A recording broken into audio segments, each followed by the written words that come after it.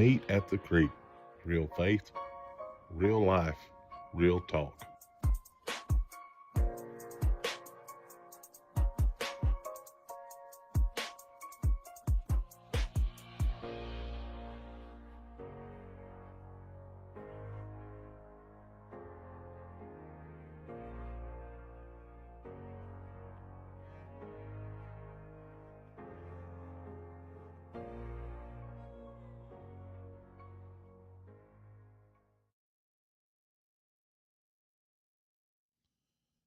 All right, everybody. Welcome back into the Meet at the Creek podcast. And you guys probably can already see. And once again, technical difficulties, man. If I'm going to do something, I'm going to do it wrong. I can go ahead and tell you. Seems like about everything I do these days is wrong. So I see I got a few listeners already, a few viewers. Don Jeffery, believe it or not, is watching. That means Natalie Holcomb is being forced to at least listen. Hey, man. Patrick Henniger, how you doing, brother? I'm going to pull my glasses off because I cannot see or read without them. And y'all can already see I got the guest producer in the house. He needs to smile for the camera. He's kicked me back off here. He's kicked me back off. Well, we'll just focus on getting back on the camera. We're trying to get this thing worked out. Well, last week everything was fine.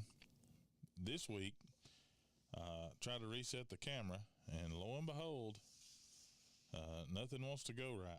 So I don't know. I don't know what's happening, man. It could be raining ice cream. I get hit in the head with the pickle every single time.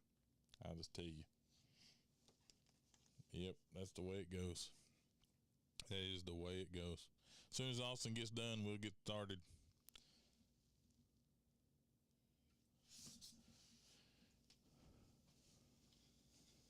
All right, there he comes. There he comes. Now, you guys are running on about a 40-second delay from us. Let me go ahead and put that out there right now.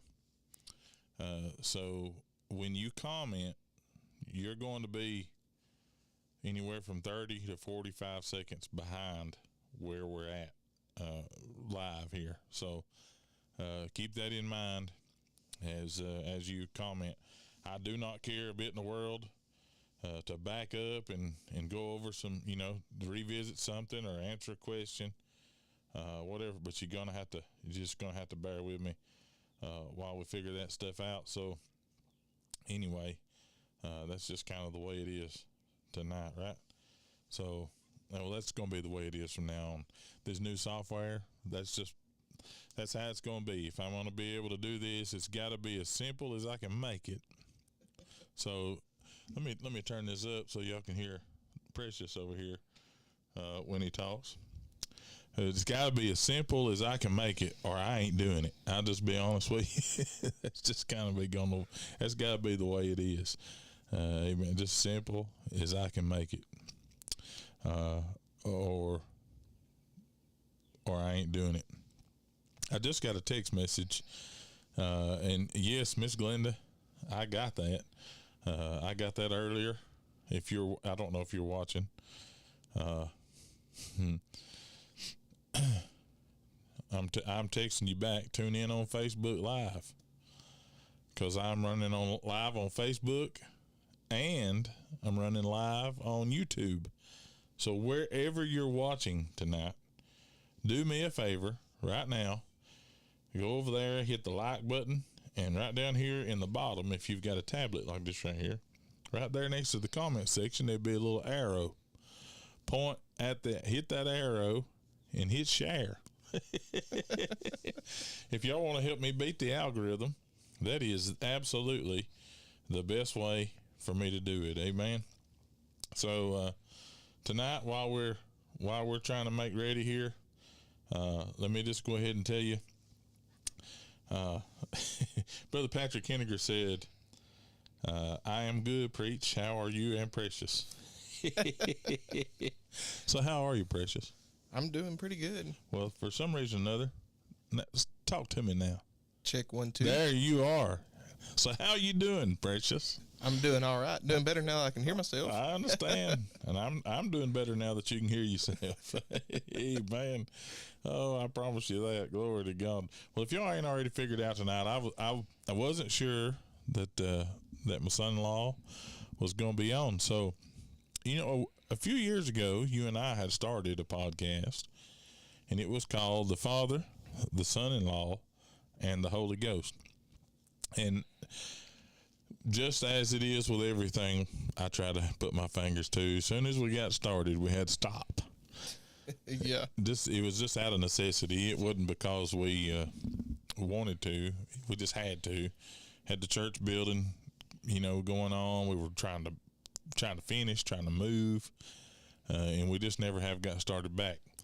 Right over yonder is the notebook of all the material that we had kind of prepared to start going over. So I propose that now that things are kind of slowing down, we got to figure something out where we can make that happen. Oh, yeah, most definitely. Because, especially now, I canceled the Podbean today, by the way. I think I had a total of 58 listens for the whole year. So I canceled that, and I've repurposed that money towards this right here. So when we come back, we're going to be doing it live stream style, and probably if I have anything to say about it, we may stick to doing it. And we may never go back to audio. The way YouTube's getting now, man, you can just about change anything to a podcast and it'll automatically convert it for you. So Yeah. it's almost pointless to put your money anywhere else unless you just want to be a dedicated audio podcaster. So if y'all don't already know, special guest tonight. And he's special. If you don't believe that, ask my wife. Van, he's precious to her. And now he's become precious to everybody else.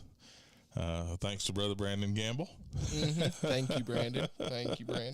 Yeah, I often said thanks a lot, brother. And we appreciate Brother Brandon doing that for us. There's Brother Daniel is giving me a call. I'm going to have to let him know that I am on Facebook Live right now. I just sent him a message, so maybe he'll get it. He may not even know I'm live. Natalie commented on here that Dawn's in there getting baby kicks right now. Getting baby. Oh, well, I'm not jealous at all. That's a bunch of hogwash.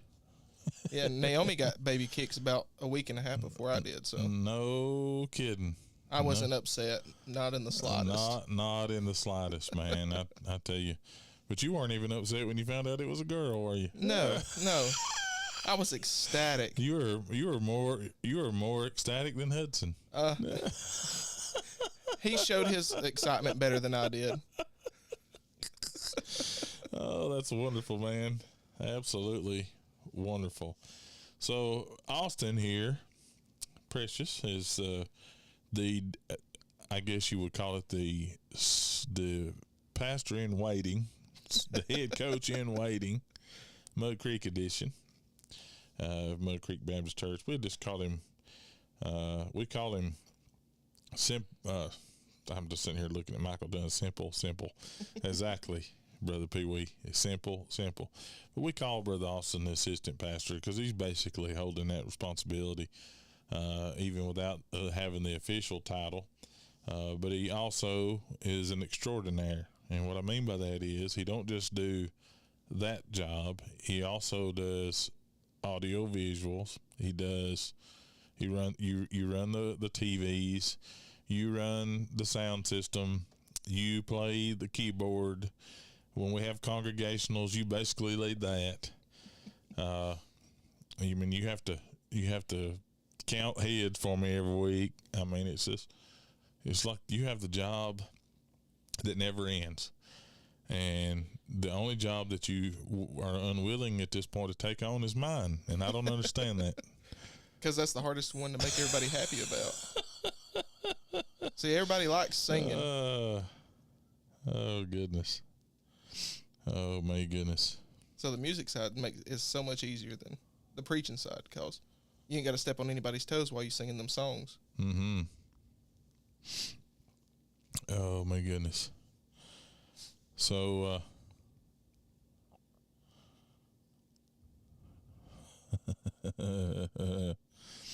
I will do, Brother Dan. If you hear me, I will let him know. I saw that too. I wasn't exactly sure if that was true or not, but I guess it is. So, anyways, Austin here is a full-time dad, husband,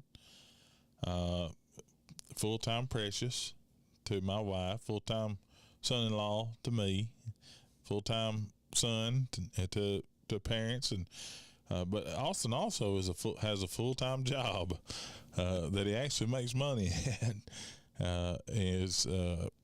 What is your official title? You're like a project manager, you superintendent. What is your official title? It's technically we're kind of transitioning. I was a superintendent for the past year and a half, and now I'm transitioning into a project manager / salesperson role. Oh, so you're going from blue to white collar. Mm-hmm. Sorta. So tonight we're going to talk just a little bit, and I'm going to kind of speed round into this because there's some other things we're going to get to towards the end, some fun stuff we want to talk about. But I want people to get to know Austin, and I've always kind of desired to bring up, that's always been my goal in anything I do, is to raise up the next generation. One of my sayings that people who serve with me, alongside of me, they hear me say this a lot: pray for your replacement. And that has many different meanings, crosses a lot of lines, and I understand it's confusing to people when they first start, but once they understand that it means more than one thing, then they start to get a hold of the concept of it. And Austin, unfortunately, has been tasked with, he's not the replacement. He's the future, hopefully. And, you better outlive me or I'm going to be ticked, bruh. When I get, if I outlive you, when I get to heaven, I'm gonna take the club that they used to hit the thieves with, and I'm gonna hit you in the legs with it. I'm just kidding. I ain't gonna do it. Oh, I ain't gonna do it. But tonight we're gonna be talking about just many different facets of not just his life, but life in general. The whole premise of the podcast: real faith, real life, and just real talk. If you know me, I love to cut up. I love to have fun. If I can't have fun, I ain't going to do it. I just ain't going to do it. So if you haven't already done it, give us a share. Please, whatever platform you're watching this on, please give it a share. It'll help us beat the algorithm. It'll help us tell Facebook and YouTube, hey, this is our version of the middle finger. And, we're going to do it in spite of you, because I promise you social media loves nothing more than to hold these videos and suppress them, just because it's just not, what normal people do. So let's get this out to as many people as we can. And tonight we're going to talk about balancing faith, family, work, leadership, ever-changing technology, and not just in the workplace, but in the church and just in our daily lives. We're going to talk about some of that, but we're also going to talk about what it means to serve the Lord wherever you're at. I call it blooming where you're planted, and we're going to talk about that. So everybody, welcome in. We're glad you're here. I hope you're having a good night. Appreciate y'all sharing. We already the viewers have already kind of popped up, so we're excited about that. So what I'm going to do is, for just a few minutes, I'm going to let Austin talk, and I'm gonna allow him to sort of introduce himself. You can say anything about yourself that you want to say. That said, this will take about 35, 36 seconds. Max. There's not a whole lot to say about me that you haven't already said. I mean, you covered the basis. I love God, love my wife, love my kids, and I love y'all. Well, I mean, hey, that's about the extent of it. I don't love having to work, but got to do it. Hey, I'm gonna tell you, I love that I'm able to work. I may not love having to, but I love that I'm able to. Yeah. That sounded so hard coming out of my mouth, but I'm glad that I can. So I have had the good fortune of knowing Austin since you were a little big kid, man. I met you before you can remember meeting me. I know who you were, but didn't get really close and close to you until you were about, I think you were 8. Somewhere around there. 8, 9 years old. And that was the day that I got a hold of God and prophesied and, spoke into existence that one day you would be my son-in-law. See, you say spoke into. We call it arranged. Oh. Well, I thought that was only in the Indian, the Indian marriages. I thought that was the only arranged marriages. Well, I think it can work anywhere. Old Testament. We're in the new covenant here, where everybody. Oh, so now we just prophesy. Now I just prophesy. You actually made your own choice to be obedient, to become subservient. Oh, I mean, you're married, so we get it. We live in America, right? All God's men said, Amen. And all God's women said, you better watch it, big guy. I'll shank you, boy. That's exactly what they're saying. Oh, man. So, Austin, for the folks out there, you grew up basically in church. I did. You're the son of a preacher. Brother Ed, Sister Sue. I mean, man, they've been pathway since Moby Dick was a minnow. They've served the Lord faithfully all them years and have gone, far and wide and near and far and back again, doing things and just always so talented. This is why you pick up on things so easily. You got an uncle that was in ministry for a long time, still is technically, but he just does comedy now. And the military runs in your family as well, and so you got that background. You've kind of dabbled in a lot of things. When was your call? When did the Lord call you to be saved? I mean, what's your testimony? I can't remember exactly how old you were. So, like you said, I grew up in church, so I always knew about Jesus. Mm-hmm.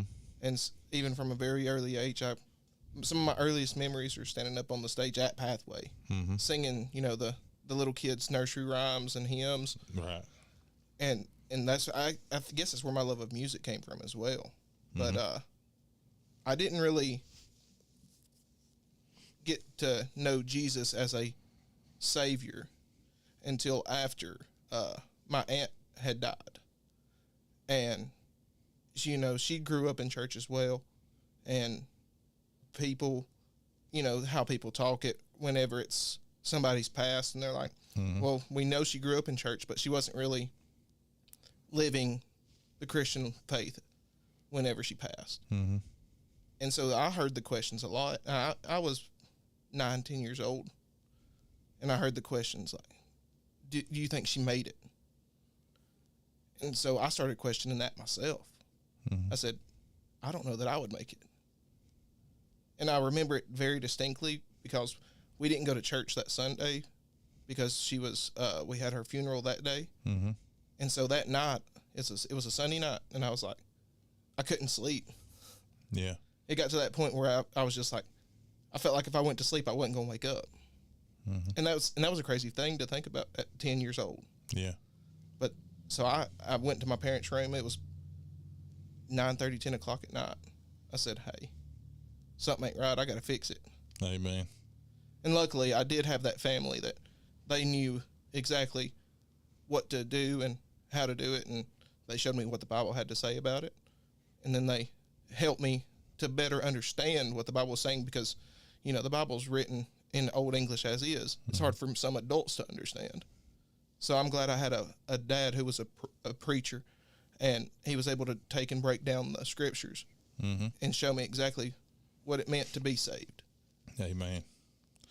Well, so you fast forward just a little bit, Lord, you know, you kind of always followed me around because of Natalie. You never really got to choose your own path. I guess in some ways you did. You made the decision to ultimately to go with us and then to come with us to Mud Creek, which I'm very thankful for. For one, I was really dreading the thought of doing it without you. I was really, but you know, I also understood that might be a possibility, you know, which is part of the reason I guess we do things so much differently and have stuck to our guns, you know, in doing that. But I still remember the night, and it was the funniest thing. Natalie was trying to get you to tell me the Lord was calling you to preach, and you didn't want to tell me. I didn't want to tell her, but I felt like I couldn't. Yeah. Well, you didn't want to tell anybody. I don't Exactly. think. I mean, I've been there myself, so I really, really get it. I really understand. I think most people have no idea how much fear, you know, comes along with that. It's a terrifying thing. Mm-hmm. I don't think, you know, the stress that you know, man has a certain level of stress anyway. Got enough going on, married, kids, job, you know, you got a lot of stuff happening. Mm-hmm. You know, life has its way of, you know, beating you to death as it is, but then you throw into that, okay, there's this another thing now, this new calling, and how in the world am I going to manage this? You know, Yeah, I have been there, and that really is it's a hard place to be in. I don't envy anybody that gets called in the ministry in these days that we're living in, because they're rough times, man. They're not easy. People don't make it easy. Nobody's really trying to look out for you, and certainly ain't nobody, you know, trying to make life better for you. So I understand the terror that comes along with that. But what was it like? You know, most people like me, I waited till I was in my 30s, you know, before I ever announced, you know, well, I was 30 years old, I believe. I might have been 29, but I think I was 30 years old when I announced my call to preach. And it was a rough day. yeah. It was a rough day. How old were you? It's hard to even think back at how long it's been, because it's been a blur from the time I've announced it to now. It's because, I mean, we were in the old building, Mm-hmm. and so it's been 4 years since I know for me, I've been now preaching. I've been preaching for 21 and a half.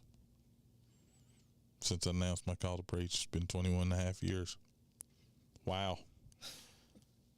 Man. like once you start to think back on it, it's like that's a long time, but it seems like it's just flown by. Yeah, I mean, it was, you know, the first time I ever got to preach, I had like a 2-month notice. So, yeah, you know, I don't think I gave you that much notice. No, I think it was right under a month. Yeah. Well, you know, I didn't want you to simmer on it too long, Right. and try to weasel out of it, you know. I wanted you to suffer with me. You know, if I's got to go through it, you's got to go through it. Exactly. So, you know, obviously, you know, you have your heroes. Everybody does. I don't care what they say. And I'm not talking about idols, but I'm talking about people you look up to, man. People, you know, that you can look back on your whole life. And I know I'm at the top of the list. You don't even got to say it. But I'm just kidding. But who are some outside of me? I don't even want to hear my name. Outside of me, who are some of the people that influence you, you know, the most? Not just in your childhood and your young adult days, but, you know, even in the ministry. I mean, who are some of the people you look up to the most? I think one of the first ones that comes to mind is my grandpa, Ed. Mm-hmm.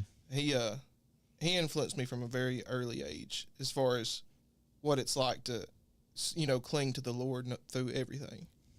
And, you know, and he's a human like the rest of us. He's not perfect, but through everything that he does, he always, even if it's not 100% right, he's always able to, he's got a good reasoning behind what he believes. Yeah. And so just to have that kind of faith, he's always been there as far as a faith aspect, as far as someone to look up to for me. And then I've got people like my uncle, Mickey. Mm-hmm. He's, you know, he's very vocal about his story now, about his dealing with depression and everything like that. And so just somebody who's able to, you know, show that you can bounce back. There is a turnaround. That's always helped me as well, having him in my corner, being able to bounce ideas off of and be able to talk to him about some things that, you know, not a lot of people really want to talk about. Mm-hmm. And so he's on there. And then I would say my dad is, you know, one that I've looked up to as far as someone who's never scared to get down and get dirty and do whatever needs to be done to get the job done, no matter what it is, whether it's faith or work or, you know, he's always ready to do whatever it takes to get everything done. Yeah. And then, of course, if we're finishing out the Mount Rushmore, you're up there as well. Oh, man, I'm not up there.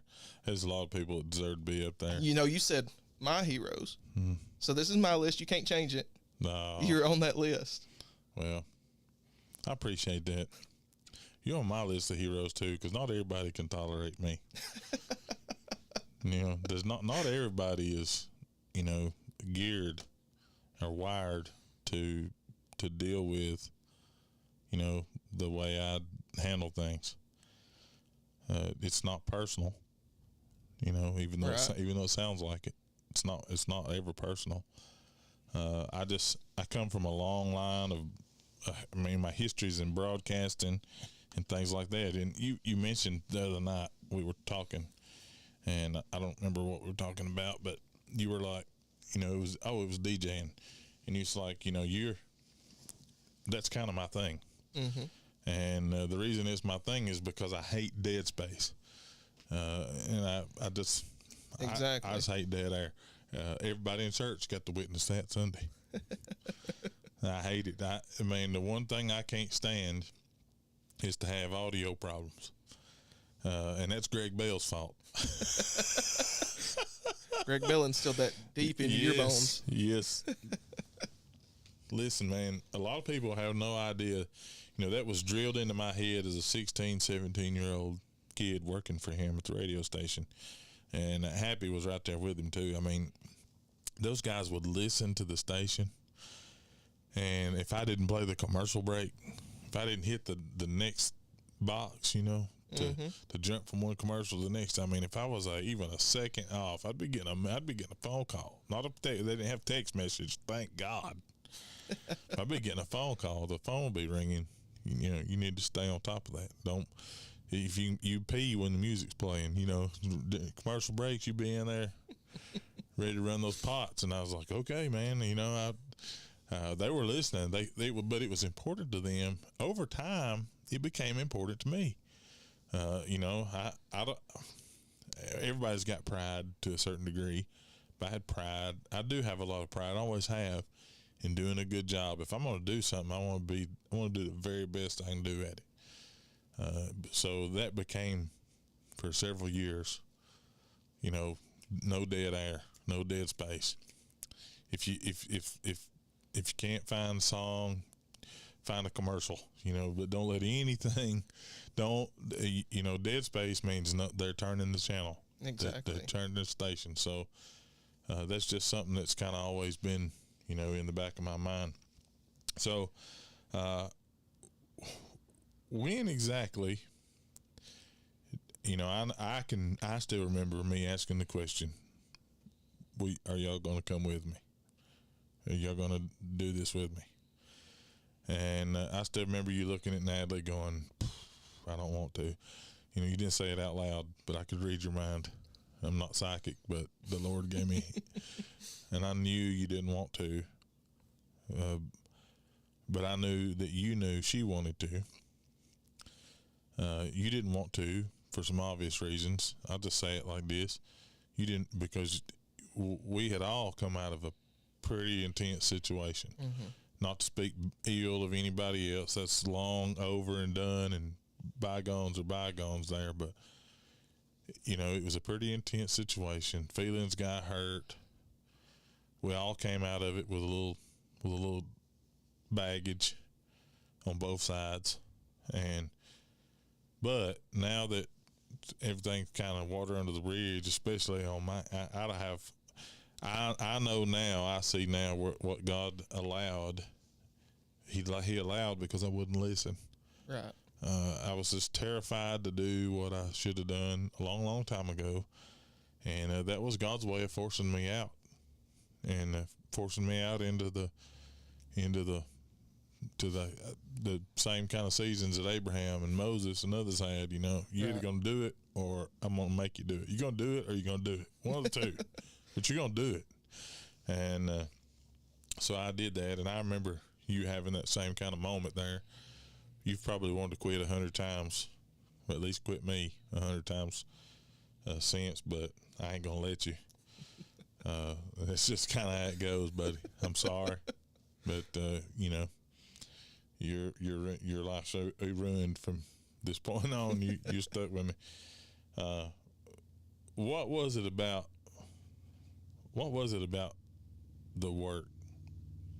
Because Mud Creek at the time you joined the fold was just a vision. Yeah. It was still just talk. What was it that made you say, okay, I'm going to do it? Honestly, it was the vision. I could see that the vision was more than what we could ever come up with on our own. And I knew and even back then I knew what it was going to be before it got to where we are now. You probably knew that before I did then. I think me and Chris were talking about it when we were still in the process of building the first initial stage. Mm-hmm. And we were setting up the chairs and building the stage and trying to finish painting so we could get up to that first service. And I think we were talking about it even on back then, of that place wasn't going to last long.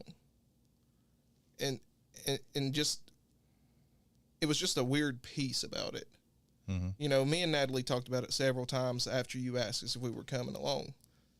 And I'll be honest, I really didn't, at the time I didn't want to.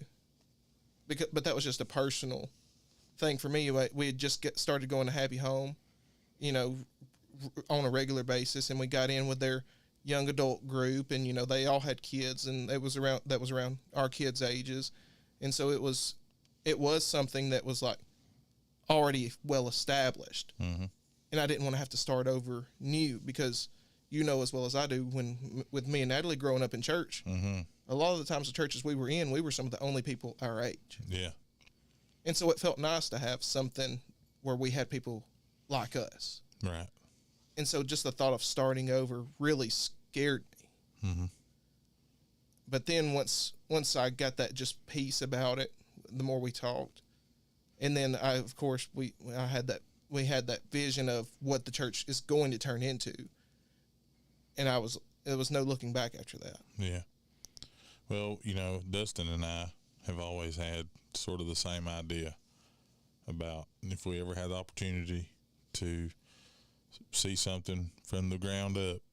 You know, we had his mother always said he and I should have been blood brothers. You know, we were just brothers that never got to meet each other till we were, you know, in our late 20s and early 30s. But and that's really kind of the way it was. You know, he and I met, we became good friends, and then as life and the ministry would have its way in our lives, we kind of ended up really sort of gravitating toward each other.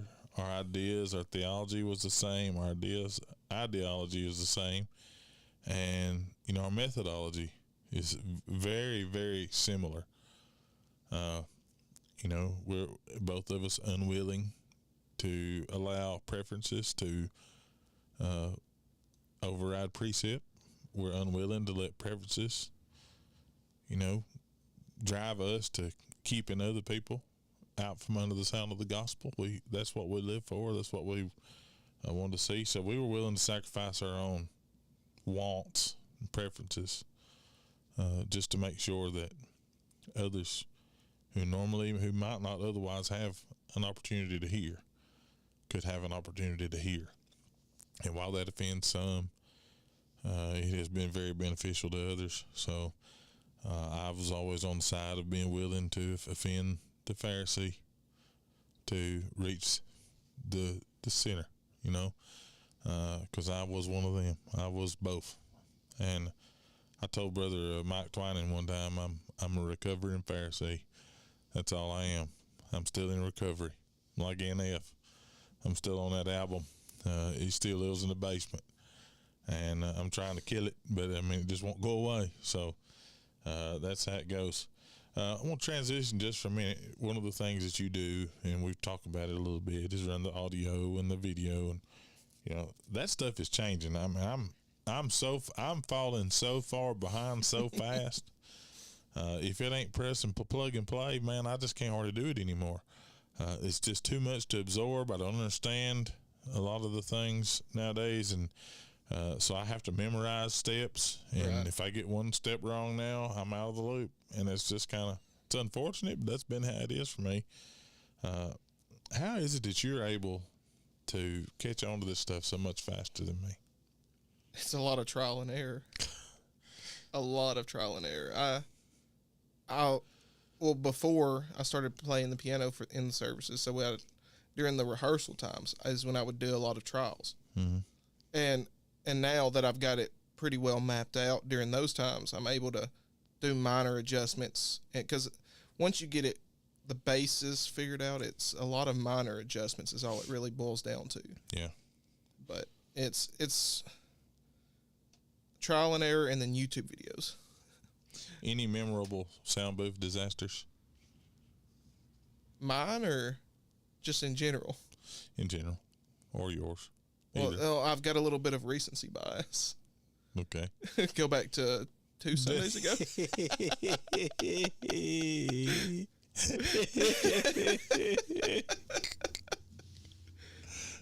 Not my disaster, but Lord, I experienced it. Lord, he apologizes. God help his pitiful soul. If Natalie's watching this, bruh. Oh, I know it. I'm just waiting on the text to come through. Oh man. Hey man. Miss Sue said, "Can you turn the volume up a little?" Whose volume needs to be turned up, Sue? She's probably talking about me. I don't know. I think you sound better than I do. But I tell you what, I'll bump it up a whole decibel level there. Natalie said, "I hate y'all." I didn't give any details, and nobody knew it was you until you said something. This is exactly. I said something. She said, "I'll need a ride home now." Oh my goodness. Yeah, you probably will. Dawn said, "I better be before Tater." I don't know when she said that. It's about the Mount Rushmore thing, I believe. Oh yeah. Well. Yeah. Oh goodness. Well. But no, as other sound disasters. I mean, I can think of a few. There's a couple that not all on you either. I'm just talking about my own. There's a couple that are just where it's mic's going bad, or you get the squeals that everybody, you immediately have to cover your ears or plug your ears. Mm-hmm. Those are easy to pick out, but then you get into the ones where you're waiting, you can't get a mic to turn on. That's the ones that hurt me the most. Is when you go to unmute a mic, and with the way the technology is, it's great until it freezes. Your tablet locks up and you can't access your soundboard, and then now they're up there. The instruments have done played through the intro 7 times. Yes. You've reset the tablet 4, and you still can't get their mic to turn on. I mean, knock on wood, that hasn't happened as much in this new sanctuary now that we figured out the internet issues, and that's where you got to get good connection. Mm-hmm. But back in the old building, it was, surrounded and wrapped in metal, and it wasn't ever built to be a sanctuary. Right. You would lose service if you walked more than 10 feet away from the box, and so we ran into that. Was my biggest disaster. It's just not being able to get mics to work. Because I guess I get that from you as that dead space. I can't stand it. I have been an absolute Nazi about it, and I'm so sorry that I have imparted that, onto you. I did not mean to do that, but I did it. One of my more memorable sound disasters, it wasn't even a disaster. It was actually one of those moments that forever lives in my memory. I talk about it a lot of times. Me and Brother Joe was at Pathway one morning, just he and I. We were having a conversation just like this right here, waiting on the radio. We did a live radio broadcast, and we were there early, and we were just sitting around chilling, and music was playing, right? Mm-hmm. So the song was playing, and all of a sudden, we heard something, and let's see, you know what I just did? I forgot to turn the volume back up on this thing. But what's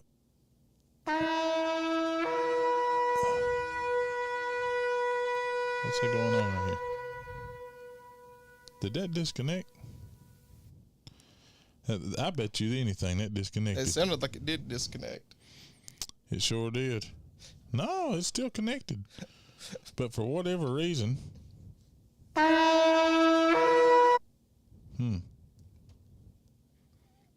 I don't know what's going on, my man. Let's see. Oh. Now I bet it blows us out of the water. How much you gonna bet?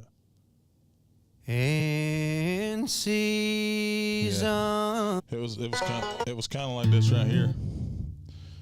What was just there. Man, you know what did I just get done telling you? That if it's gonna happen to somebody, it's gonna happen to you. There it is. We were sitting there talking, and all of a sudden that happens. Me and Brother Joe just stopped. And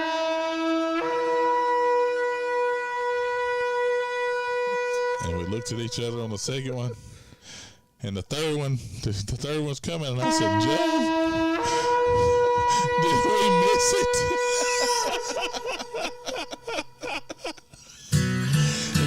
Started playing, I was like, oh man, that's just Ricky Skaggs. That was I thought it was a disaster, man. And I was in the sound booth when it happened. I thought it was a disaster. I was like, oh Lord, I've been in this sound booth and I've missed the rapture. Joe said, I know it wasn't a rapture because I was still here. And I was like, what about me? He said, I don't know about you, but I know about me. Oh my goodness, man, that was a great day. That was a great day. Brother Frank said, I'm just glad we haven't had any truckers talking over the sound system on Sunday. Well, we would have, except for we went away from the analog frequency, wireless frequencies. If we hadn't done that, every CB radio that passes, if they're on the CB, but now also CB's not popular anymore. A lot of trucks don't even have them in them anymore. Yeah, and they're kind of going away from the Citizens band. So, there's a lot of room on the Citizens band now. It's gone the way of a lot of other things, and it just kind of has made its maker, so to speak. But a lot of people don't understand. I do, because I was there. The behind the scenes part, it's the invisibility of, working behind the scenes. I enjoyed that a lot more than I enjoyed being out front. That's one of those places where you really feel like God gets all the glory. Mm-hmm. God gets all the credit, because nobody really sees you. Nobody even knows you there most of the time until something goes wrong. Exactly. And then everybody look,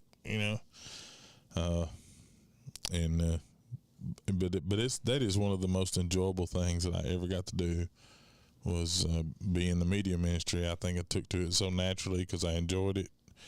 I could multitask. I understood it. Back in those days, I was a little bit ahead of the game. So now I empathize with Brother Joe. He used to get so frustrated. I'm like, I can't believe you can't do something so simple. But it wasn't simple to him. Right. And now I'm understanding, because the stuff you're making it look easy, it's not easy for me. So, I'm getting to taste my own medicine. And, crow don't taste good. I'll just be honest with you. But it is what it is. We bounce into a lot of things. You got one, you got three.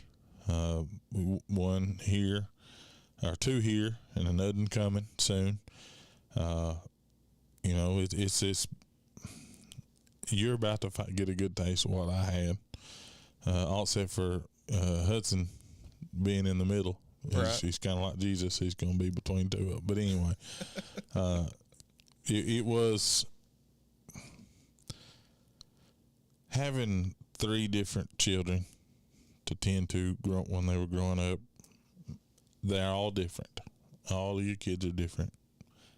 You have to be, that's something that I never was really taught. I was always taught treat everybody the same. All of us got treated the same way. But we do things a little different now. And once I figured that out, I sort of started teaching that. Treat all of them. You got to meet them all individually. That's the best way for people to grow as a person, is to be handled individually. Some things are corporate. We learn that in basic training. Mm-hmm. Some things require mass punishment. Some things require everybody to have to pay the price. But a lot more times than not, drill instructors, drill sergeants, whatever, they would deal with you individually about areas that needed correcting. Mm-hmm. So I once I started understanding that concept, I started doing that. And I was really blown away at the difference that it began to make. And I'm glad to see, other people starting to get a hold of that and take that on. But, fatherhood teaches you a lot of lessons. Being dad teaches you things.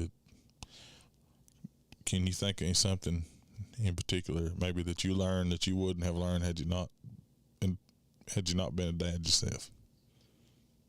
I think the thing that I needed the most that having children has helped me with is the giving grace. I was growing up, I had that attitude that everybody knows what they're supposed to do, and if you choose not to do it, I have no sympathy for you. Mm-hmm.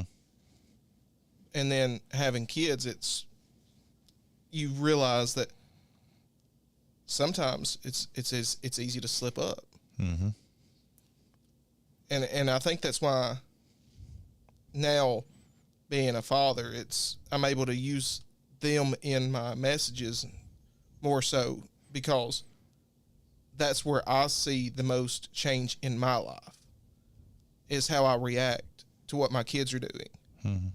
Because before, when I saw people outside of my kids react that way before they did it, it was wrong, and it was, but now when I see it, I know that they're just trying to learn, and they're growing, and they're trying to become their own person. And that's really where I've learned to give a lot of grace. Mm-hmm.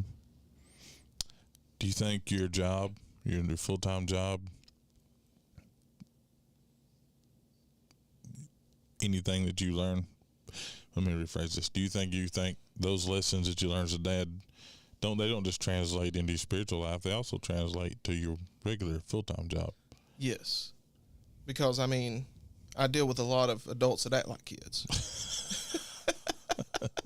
No, but seriously, there are so many aspects as far as you learn, because like you said, every kid's different, and you have to go and meet them in different areas.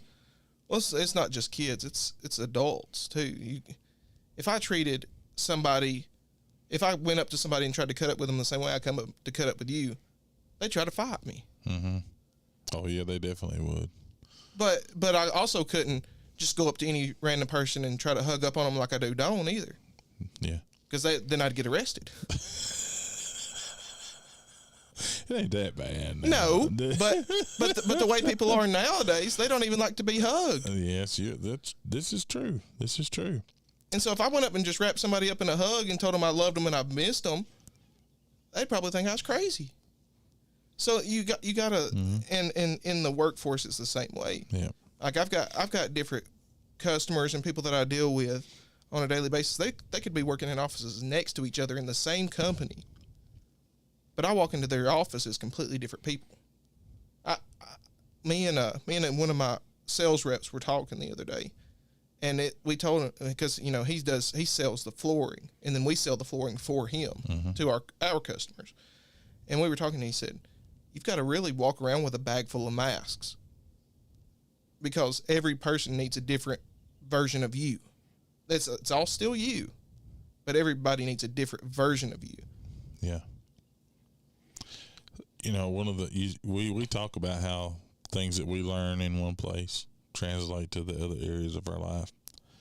Another thing that I think is grossly misunderstood is how much our professional lives translate to the church. Mm-hmm. One of the things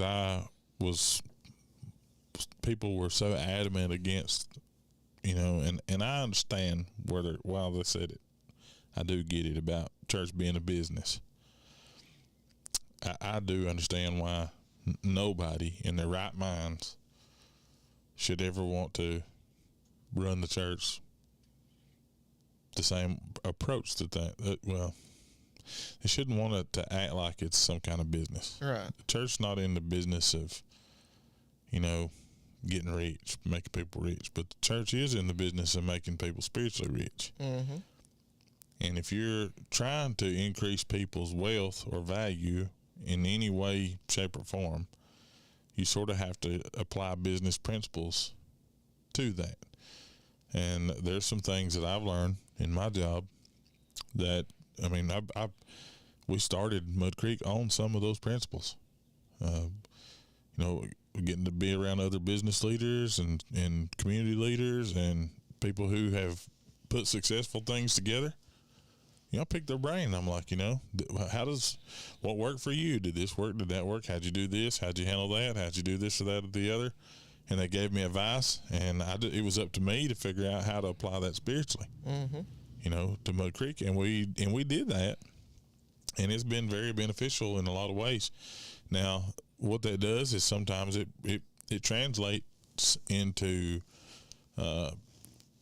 seasons of high numbers. Mm-hmm.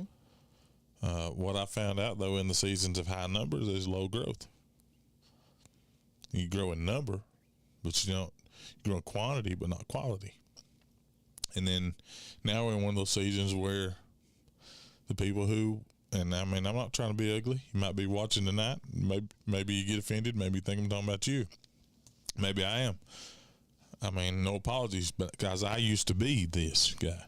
What I'm about to say, I used to be that guy. So I know what I'm saying is the truth. The people who are not sold out, they're not faithful. Mm-hmm. They don't care about it the same way I care about it, or the same way that you care. They don't care about it in the same way that people who are invested in it care about it. So, that's one of those things that I brought over from the business world. And a man told me, surround yourself with people who are as passionate about what you're doing as you are, and you'll be very successful, because 99% of success is the people you surround yourself with. Exactly. If the people who are around you want to see that be successful, they're going to help you make it successful. And that model works almost 100% of the time. Exactly. Especially when that model looks like joy, you know. And if you don't know what joy is, come to Muddy Creek. We'll tell you all about it. Yep. If you're curious, come to the creek. We'll tell you all about it. I mean, it really, another view on that is like, you're building the church to grow spiritual wealth. Mm-hmm. And it triggered something in my brain because I like to correlate everything back and forth. In the business, in like real world business, real jobs, whatever you put into is what you're going to get out. Mm-hmm. So like, we'll go with a 401k. If you don't put in money, you're not going to get nothing out of it at the end. That's right. But the more you put in, the more you're going to get out. Same way with your spiritual faith. If you want to truly grow, you have to put something in there. Mm-hmm. You have to give, and then the Lord will bless you. Mm-hmm. A lot of people, they just really don't understand that about giving, and we're not just talking about money. It's not just a financial giving. No. It's an investment, and that's why you have to look at all your giving.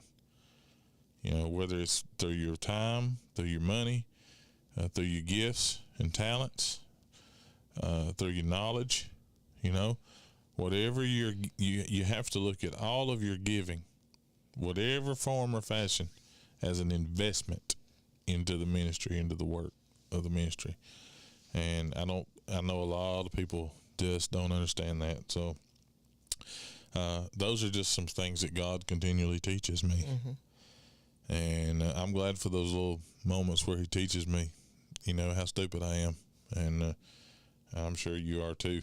Is there anywhere, you know, lately that you've learned something that you maybe had a realization you didn't have before? Every time I dive in to the Bible, I learn something different.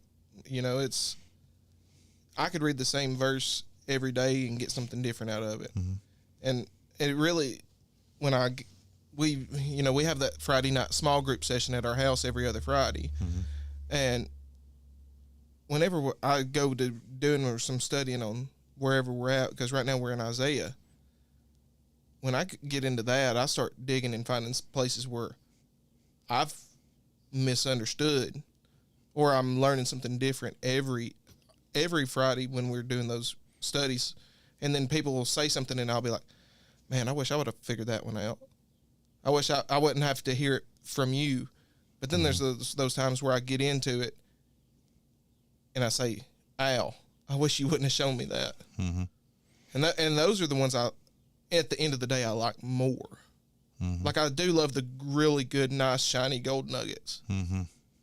But those chunks of gold ore that hurt when you dig them up, Mm-hmm. that's where you get the real, true, like, love for it. Yeah. Is there a particular thing that's more meaningful, something that you've learned that's been the most meaningful, it's been the most helpful to you? The most helpful. Like like for me, I still remember the day that Galatians 2:20 became my favorite Bible verse. It wasn't always, but I still remember the day that it became my favorite Bible verse. I know everybody's got their favorite verse for different reasons, and for a long time, you know, I was the same as everybody else. Philippians 4:13, John 3:16, and you know, those are my. But I don't remember the actual date, but I remember them. I still have the memory of the moment. Still remember what I was doing. The moment that I heard Galatians 2:20, I'd heard it 100 times, I guess, but that was the moment that I heard it. Like that it connected in me with my spirit, and that has affected me. You know, that turned the steering wheel in the direction of joy, loving God first, loving your neighbor as yourself. You know, that set it off in me. Yeah. And I mean, I'd heard it a bunch. I'd heard that verse quoted I don't know how many times, but I remember the day. I still remember where I was sitting at I remember. Look, I was sitting. We were on Cecil Street. I was sitting coming out of the kitchen where our table was sitting right there. We walk out of the kitchen into the dining room. I was sitting in a chair looking out the window at the front at Cecil Street. Josh Pell's house was directly across the road. I still remember looking out that window when that verse finally clicked, and from then on, it's been my favorite Bible verse.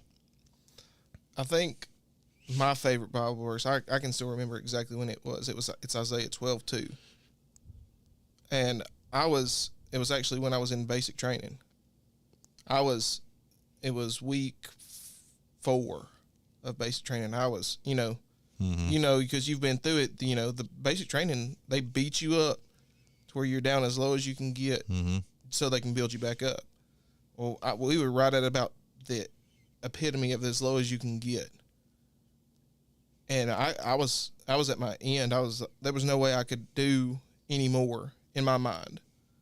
And so I don't know what it was. I went back into my Bibles, went to the back of the Bible, started looking for anything that had to do with strength, because I was like, I need something.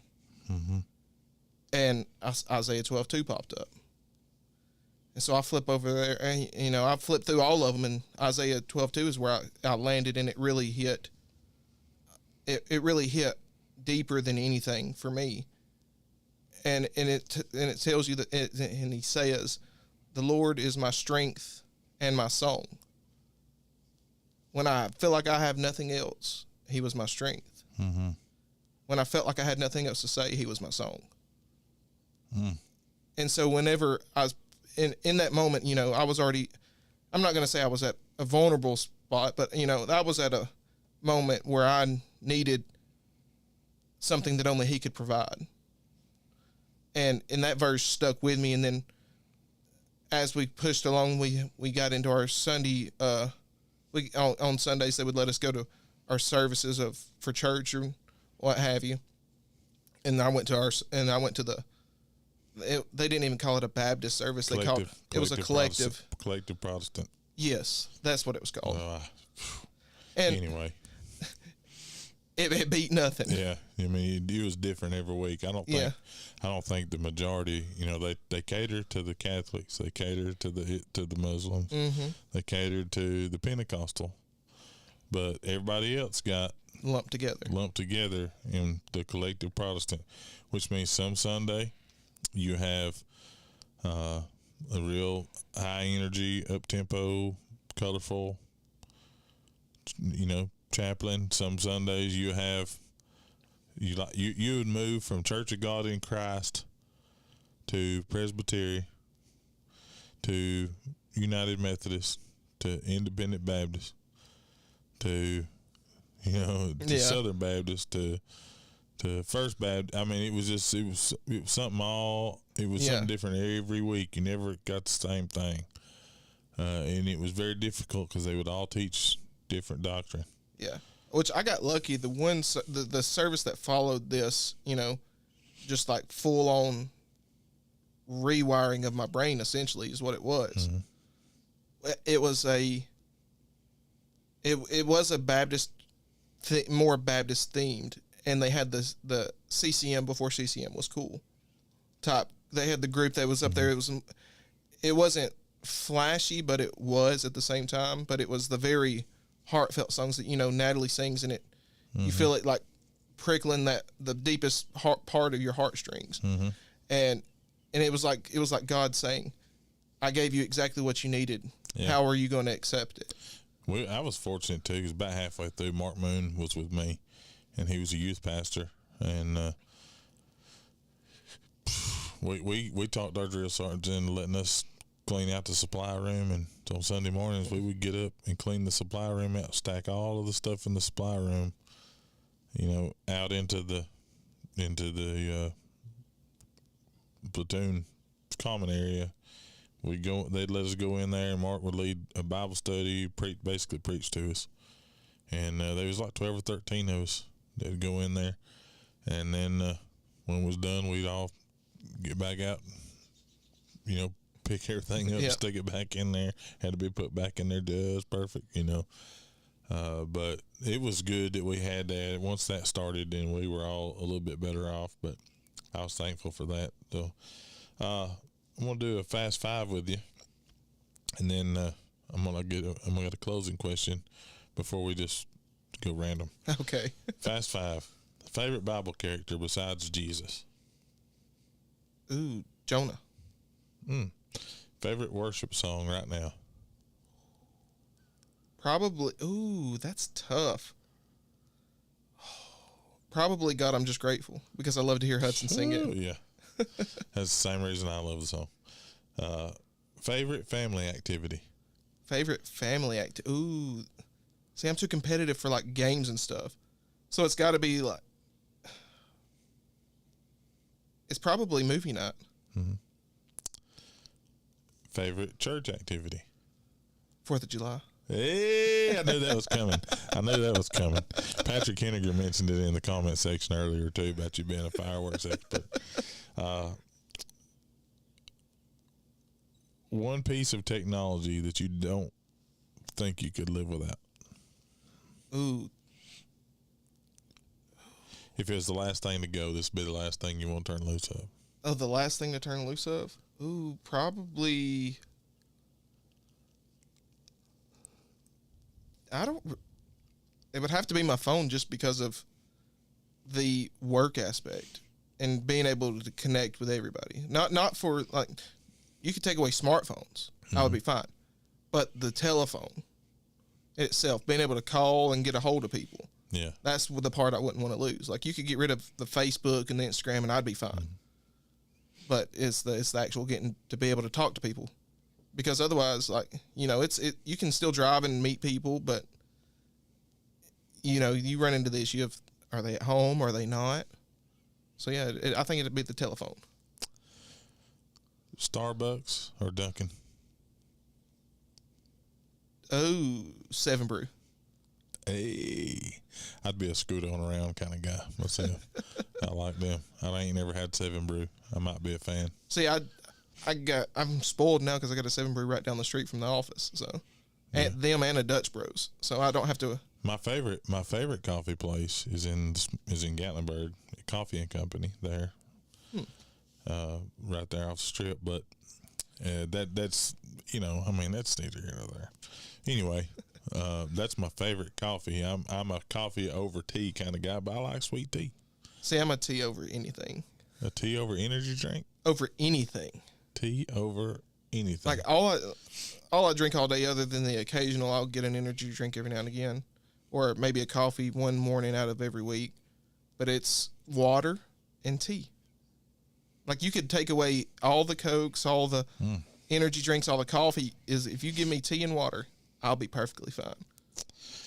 Well, you've already answered first. Your favorite church activity, so we already know what you would pick over whether 4th of July or Christmas. But obviously for me, I love Christmas time. 4th of July would be probably my second favorite holiday. It used to not be. I used to not celebrate it at all. I didn't really care for it. Really? Until we started doing this at the church. The year I came out with y'all and y'all set off that stupid bomb and I ran like a maniac trying to get away. Homemade firework. Oh, yeah, my bad. Homemade firework. And that's what it was. It was homemade firework that blew a crater in the ground. But anyway, I still have that video somewhere. It's floating around on social media, I'm sure. Where you idiots lit it. You were supposed to give me a countdown, but the only countdown I got was, right! I saw the thing and the fuse lit. And hey, my Uncle Jerry watched it and he said, for a big boy, he said, they wasn't gaining no ground on you, cuz. No. I was picking them up, setting them down. But I think I've liked 4th of July.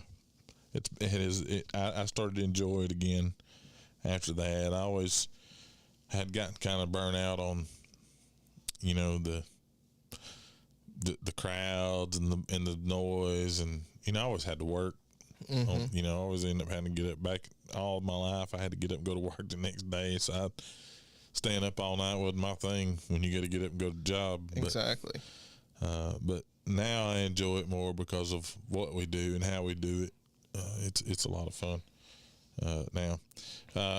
Before we get to just move to the shoot the breeze section, if somebody's watching this podcast tonight and they can only remember one thing that you have to say, what would you want that one thing to be?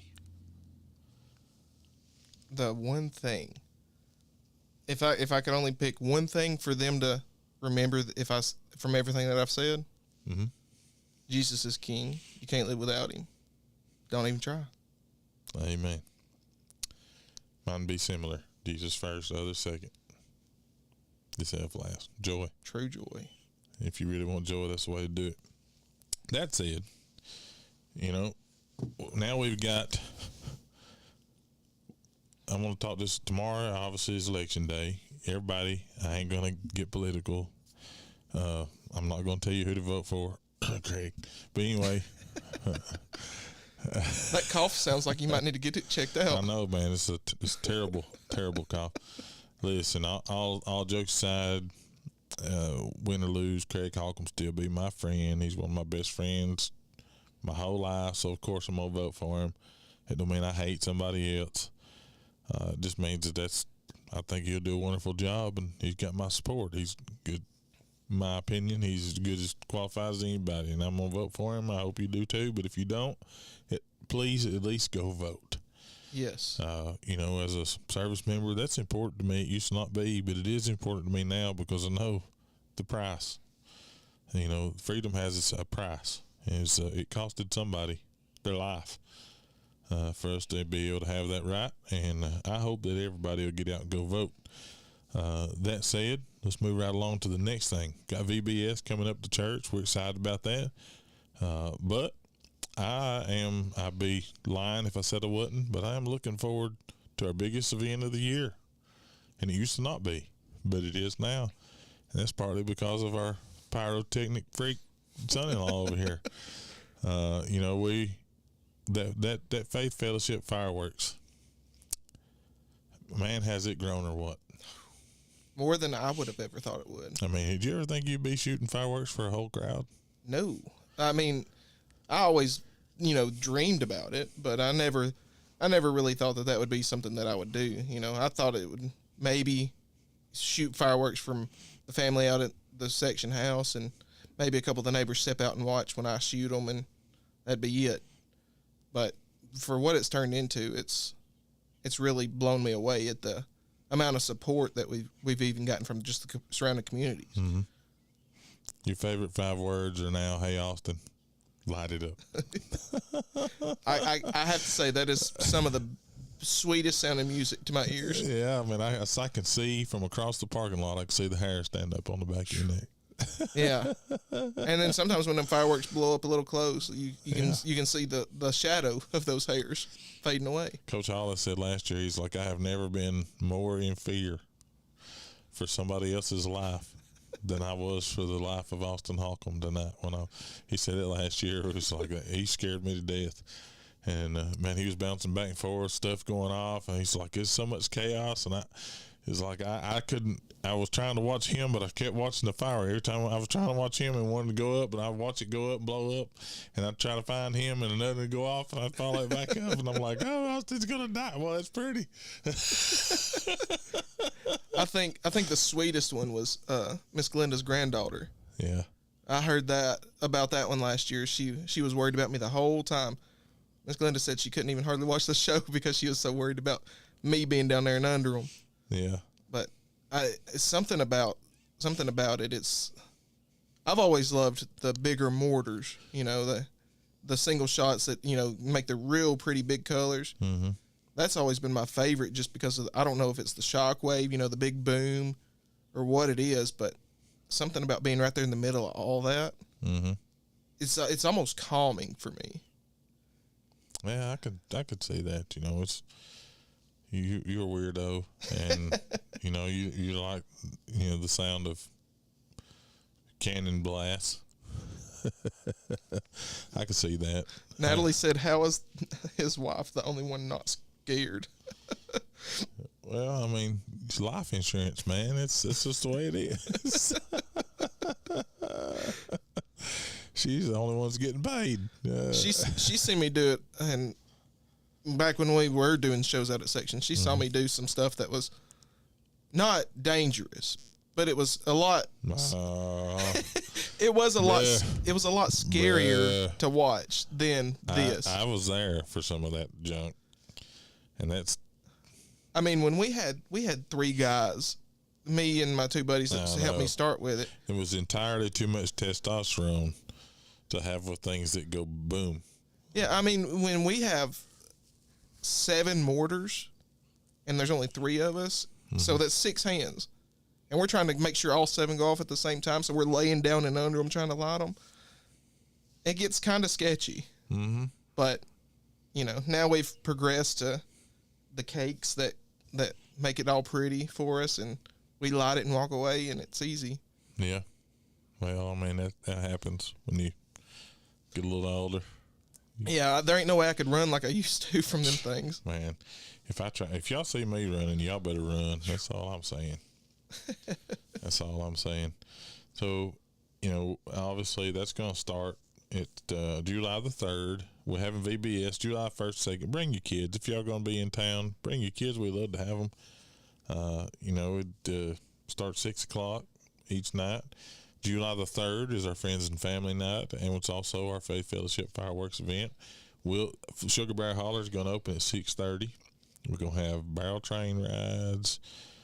We're going to have inflatables. We're going to have hay rides. We're going to have, we'll be selling hot dogs and chips and drinks for donation.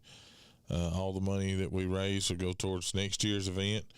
You know, hopefully, you know, every year we can make it a little better and a little more enjoyable for everybody that attends. This year, something new this year, is we're pushing all the foot traffic during the event all the way up, at least up until the fireworks. We're pushing all the foot traffic up into the holler, up in the Sugar Bear Holler. So all of the activities and all will be up there. We're gonna have live music this year. I'm excited about that. Yeah, I'm too. It's gonna be a lot of fun. And you know, we've been up there working hard. Got the lights up and got the electricity in, and looks amazing, by the way. Well, I appreciate it. I didn't do it by myself. We still got a little bit of work to do, and we got a lot of cleanup still got to be done, and just some tidy up stuff. If the rain will hold off long enough. If we can get a break in the stinking rain, man. I'm telling you, that's been rough on us. The ground stays so soft, you can't get no equipment back there to work. Yeah. And it just, I can't even, I'm so fat, just stepping on it, and I sink. You know, it's like, Tiny, show me 2-inch vertical, but then I sink. It's like, it's ridiculous. But anyway, we are really, really excited about it. I hope you are too. If you think, man, I'd love to have something to do July 3rd, come on out for a free event. If you ain't hungry, you don't have to buy food. You don't have to do anything. Just come sit, enjoy some music and some time. Just sit around, shoot the breeze, have fellowship with your community, and watch a good fireworks show, man. That's worth its weight. Ain't gonna cost you a penny to get in. All it's gonna cost you is your time and a little gas money to get there. And we would really, really love to have you. We don't do this because we want everybody to think just exactly like us. We do this because we want to connect with the community. Whether or not you believe like us is irrelevant. Whether or not you think like us politically is irrelevant. Whether or not you like the same football teams is irrelevant. We don't care. If you go to North Jackson, Scottsboro, Hollywood, Pisgah, Section, Macedonia, Flat Rock, North Sand, Bridgeport, don't matter to us. We don't care.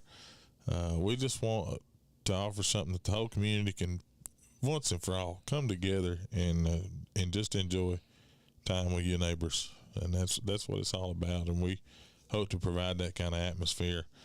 We're working hard to bring that to you, and I would love to see a huge turnout for our July 3rd fireworks show. Me too. Well, Not even for the show either. Yeah, just I just love seeing the amount of community that we have. Yeah, the fire department's faculty will be there. Hollywood's going to be there.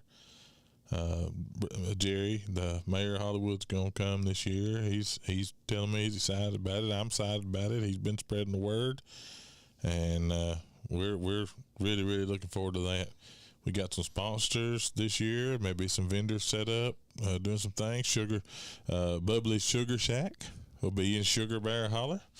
They'll be set up selling sweet treats. Now you have to pay for those if you get them, but I mean, hey, that's up to you. But we're really looking forward to that, and I do hope and pray everybody will come. Also, for Foundation Bible Institute's another thing got going on behind the scenes, and it's coming swiftly. August 13th, classes will begin. Happy Home Baptist Church is hosting the Institute for now. They're just kind of the central location, and we would love for you to come be part of Foundation Bible Institute. We're offering associate's degrees and bachelor's degrees on a 4-year program. So if you're interested in that, you can go to our Facebook page, Foundation Bible Institute in Henniger, or foundationbibleinstitute.com is the website for the Institute. So you can go there and get all the information and contact Brother Dustin. He can help you get signed up if you're interested. We'd love to have you come be a part of that. But that's all I got for now. That's all I got. Can't really think of anything else to shoot the breeze about. I think that's about it as far as our events and stuff too. So what about our deep diving there? Our Father, Son, Son-in-law, and the Holy Ghost. I'm excited for it. I hated that we had to stop when we did, because we had just made the decision to turn back and start actually diving into the stories. I know, it was ridiculous, man. And we didn't get to. I'm not even sure we need to go in order. I don't don't know that it necessarily matters what order we go in, as long. I think we pick one and we start with it, and then see it based off reactions and stuff like that. We kind of base that on, get people involved in the comments and stuff, talking about what they would like to hear talked about next. Yeah, that'd be cool, and we could do it more. We could do it more Facebook Live kind of deal, and then download those things. Maybe if we choose to do this, we could get all in one place. But yeah, I do like the live interacting better. Yeah. Well, I mean, worst case, you keep your Facebook pulled up, and then you can have the immediate responses directly on here. Yeah. And then have the YouTube more so up for keeping stuff saved long term. It's not a bad idea either. Hey, it's not a bad idea. Well, that said, I think we're going to hop off of here. Guys, I do appreciate you all tuning in and listening and hopping on board, being part of what we're trying to do. We love all of y'all. I hope you've had a good time. Thank you, Austin, for coming. I appreciate it. And being on the finally. It was like pulling doggone teeth to get him in here, but he finally showed up, and I'm glad he did, because I was having all kinds of trouble and I needed his help. The Lord knew what he was doing. He did. He knew before I did. Amen. Guys, I do appreciate you tuning in. We've enjoyed having you along for the ride. If you don't already follow us, subscribe, like, share, anything that you choose to do. We appreciate all of it, and everything that you choose to do helps us beat the algorithm and just get some fun family content out there for a change. Do appreciate you stopping in. Y'all join us back here next Monday night, Lord's will, 6:30. We'll be back on the air with another episode of the Meet at the Creek podcast. Till then, for Austin Holcomb, a.k.a. Precious, I am James Jeffery, a.k.a. Doctator. Yeah, I got more nicknames than Deion Sanders. But we're out of here for now. Guys, I love you. Y'all take care. And if we don't see you on this side, we do hope to see you on the other side. So until next time, so long.